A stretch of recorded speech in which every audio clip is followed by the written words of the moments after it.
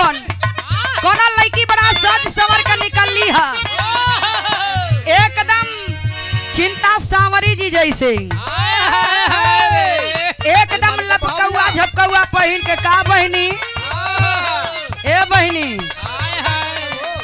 रुपट्टवा अपन गहन रख देले हो का ओके घरे में रख ले माई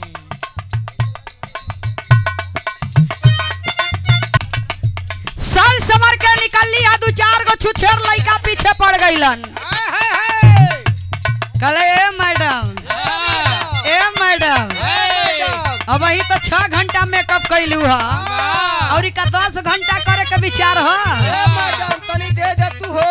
का दे दे तू हो वो मोबाइल नंबर हो अब ही ना देखत वो रुपट्टा तो वैसे ही गहन रख देले है और कुछ के फेर में मत पड़ा लोग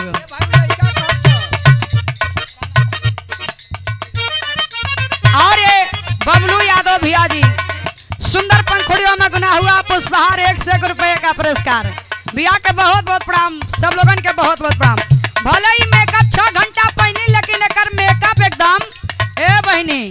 तुहार मेकअप एकदम लाजवाब हो इनकर मेकअप एकदम लाजवाब हो